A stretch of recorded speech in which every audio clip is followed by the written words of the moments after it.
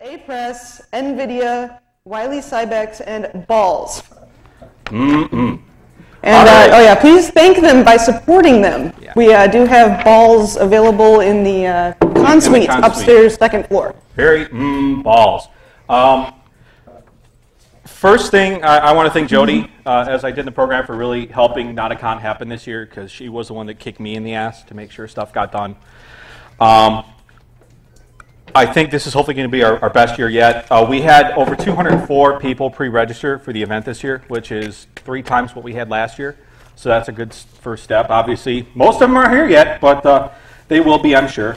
Unfortunately, we did have a number of bad schedule changes. A couple people couldn't be with us. Most importantly, Daniel Wilson and Richard Forno. Daniel suffered a serious loss in his family and had to take care of his family this weekend.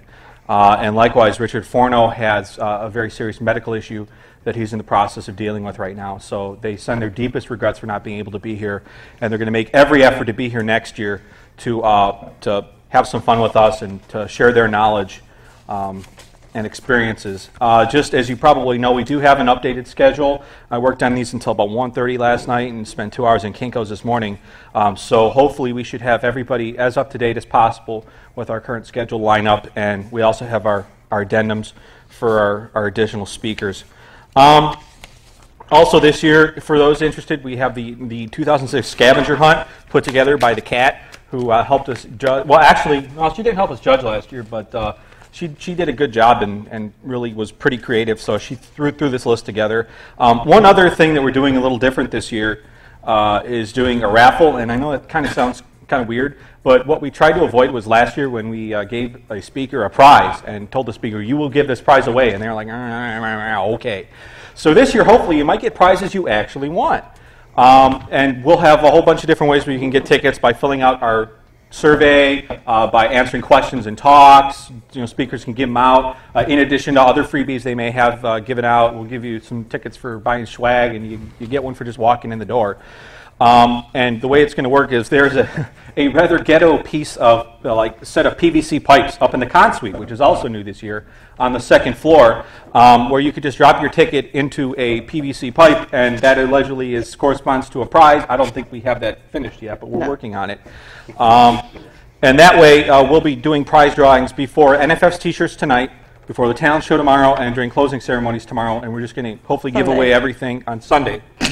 Closing ceremonies better not be tomorrow. I'm in trouble. But to kind of talk about the con suite again, we kind of borrowed this idea from number of other events, such as PenguinCon and Freaknik and a whole bunch of other things. So basically, what it was is I dropped about $600 to $700 on food and pop and stuff upstairs for you guys to just go at and enjoy, including, even though Balls donated 3 cases, I bought an additional 5, so that's 200 bottles of Balls. My staff has already gone through most of 1 case. Yeah, we're trying to make up for the fact that there's not a lot of food in the area to at least supply some snacks to keep you guys alive. Yeah, because I realize how important it is. And likewise, we got a local coffee place, Phoenix Coffee, who makes some of the best coffee in Cleveland, gave us a 5-pound bag of coffee. So we're going to hopefully be having coffee flowing all weekend for you guys for free. Trying to give you good value for your money. I thank you all for coming to Cleveland. I mean, it makes sense that on the first day of Nauticon it looks like crap outside. I guarantee it won't get any better, so stay inside, listen to some good talks. We do have an event this evening that I want Jim to tell you about. We tomorrow, instead of having the Not a Rave, because that was kind of weird for who was here last year? Yeah, who saw the rave? Who is glad we're not doing that again this year? Keep the hands up. Yeah, that didn't work out too well, but we are still going to have some pretty big electronic music acts, including the owner of the best local record shop here in Cleveland for electronic dance music, Doug Burkhart. And our big headliner is Keith Myers, who I flew out from Seattle, who's going to be spinning for us. He spun at DEF CON, he's spun at ScrewCon. He spins at all these cons. He usually comes, I don't know what he's going to look like, but he comes with these 1.5-foot Liberty spikes, really throws down the tracks, sounds great, and he's going to be doing something to touch tomorrow. Tonight, I'm sorry, yeah. Yeah, we're doing sort of an unofficial Nauticon after party tonight at this place called the Touch Supper Club. I just put a whole bunch of flyers. They look like this. They're out on the registration desk. They tell you where it's at. It's basically just across the river. Also, the Food Network was there last night, so you know the food here is pretty damn good. I heard you saw Rachel Ray. I was eating dinner there last night, and Rachel Ray walked in to do some food filming there. So this place going on tonight over on the west side, just across the river. Probably be getting started around about 10:30 or so. Great music. Some local house people will be there. We're getting Keith Myers to go out there and spin some records for a while as well. Kitchen's open until 1 a.m., so can't go wrong. You want some there. late night food after NFF t-shirts? That's the place to go. I recommend the falafel and the Greek pizza. Well, I think the big question is, do you have to like dress up for this, or like? No, you can be a complete and total scrub. All right, show your badge. Yeah. I also want to say for the 2600 members, you may have noticed this is the first Friday of the month. The Cleveland 2600 will be meeting in the hotel bar and in the pool room next to it. So if you want to participate in a multi-state 2600 meeting, that will also be going on tonight, probably around 7. Yeah, I know we have members of MI 2600 here, Minnesota 2600, Cleveland 2600. Most of Ohio. Yeah, almost all of Ohio. So hopefully we can check that out and have a good time. I can't think of too much else. I hope you have fun. Does anybody have any questions, just kind of right off the bat, that they want to throw at me? Yes, sir. 146.760, 146.880. Those are the two big ones. One of them's run by Lyra, the Lake Erie Amateur Radio Association. Paul Timmons contacted Yeah. Lyra, and they gave us authorization to use the repeater with no complaints for the weekend. So 146. And they may be stopping by at some point. Yeah. So 14676 is they already blessed us to use it. Good repeater. Great question. Next one. Anybody else have a question or anything they want to ask? Comments? Who's just curious? Who's here has never been to Nauticon before? Holy crap! Well, they're here early. I'll just say this much then. We call it a hacker conference, but I fully admit it's not really. It's not like it's DEF CON. It's not Black Hat. It's not CanSec West, because if it was, you'd be in Vancouver right now. It's a little bit different. What we do is we not only hack computers and technology, but we hack music, we hack art, we hack community, we hack relationships. We try to bring it all together, and that's how we try to differentiate ourselves from everybody else.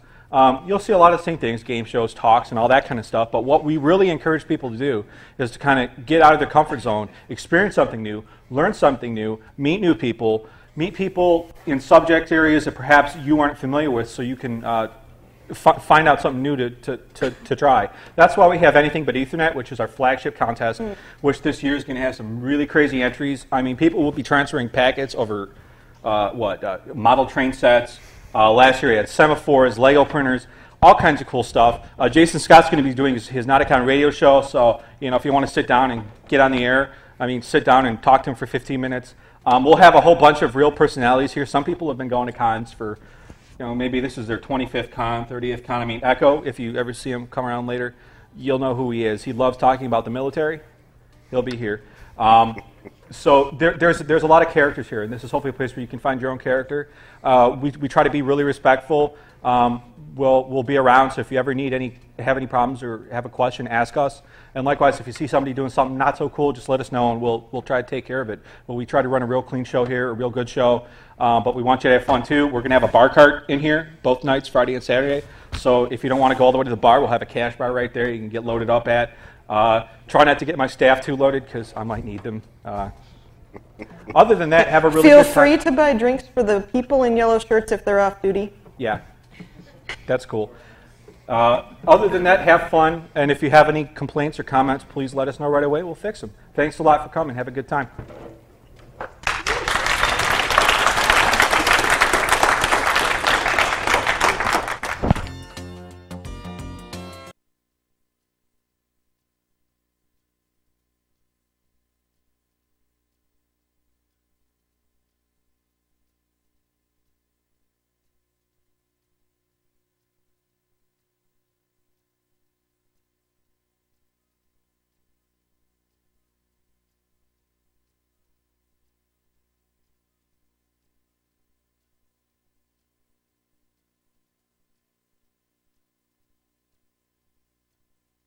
It should come a bit more in. Are we ready? Yeah. Sound loud. All right. So I'm Benign Punk. This is McFly. I'm from the USA, and he's from Germany. We're going to be talking about the difference between the American and the German-speaking or European hacker scenes. So I'm going to give you, for the one person in this room who doesn't know what 2600 is, it's basically the closest thing that we have to a hacker organization in America. And as most of you know, it's a magazine that has meetings that meet first Friday in towns all over the US, Canada, the rest of the world. And that's pretty much it. So people who meet at these meetings also have their own things sometimes. They sometimes have their own special names. Sometimes they throw their own cons or do other things. The other biggest hacker organizations that happen in the US is, as you know, this con thing. And I could probably name 10 to 15 a year that happen. And these are all hosted by individual people, their individual places, and there's not a lot of connection between the different scenes. So that's, I mean, I'm sure you guys all know that's basically the hacker scene here in America. So he's going to tell you about how CCC works, and we're going to start talking about how it's different. Okay. Well, the first thing what is completely different from the CCC to 2600 is that we are a top-bottom organization, we call it this way. So we have a main official organization. It was for Germany, but it grew a bit, and now it's mostly the German-speaking countries and a bit the Netherlands. Under this German main CCC, we call it Verein. You don't have anything like that in the American law system. It's an own law person. Under this, you have the local CCC parts, who sometimes call themselves different, but all of them are the CCC parts. If you want, this is for all the cities. We have at the moment 12 so-called Erfa-Kreise, which are the bigger meetings, who are regularly at least once a week. They usually have a room. They usually have real members, so you go there and sign up and sometimes pay money, monthly, weekly, whatever they have. And then we have the so-called Chaos-Treff, which are the smaller meetings. You just, if you want to do some, you just write an email to a mailing list and say, hey, hello, I'm whatsoever in what's a small city, and I want to set up a Chaos-Treff, and then you have a Chaos-Treff. We have at the moment about 40 Chaos-Treffs. I think it's important to say at this point that the rooms that they have are not just some room in a building or a university that they meet in once a month. They have an actual physical rented space that is open to them 24 hours a day that they can go to at any time. And that's what their member dues go to pay for, and it also goes to pay for things like congresses and projects that they do. For the things we do, we also have a magazine, we also have some radios. I think at the moment 4 or 5. We are planning on a TV show. We're having some cons and all the stuff you also have. Basically, they're much more organized. Well, they're German. So now that you have the basic idea, we want to just tell you how we individually fit into those scenes. I've been involved in the hacker scene for about 5 or 6 years now. I started by one of the founding members of the 2600 meeting in Colorado, 720. That graduated after a few years. I moved to Brooklyn. I've been helping out on various conferences, both here in the US and in Germany. I live at the Hacker Halfway House. What else do I do? I used to be part of a private radio organization. I give talks at various congresses, and that's pretty much me. That's pretty much how I fit into 2600 and the American hacker scene. Well, I'm with the CCC for about 10 years. I think I joined in 1996. I've been the first Congress in 1997, which is the annual thing between Christmas and New Year's Eve. I'm doing radio shows since, a hacker radio show since 4 years. Have been organizing a local con.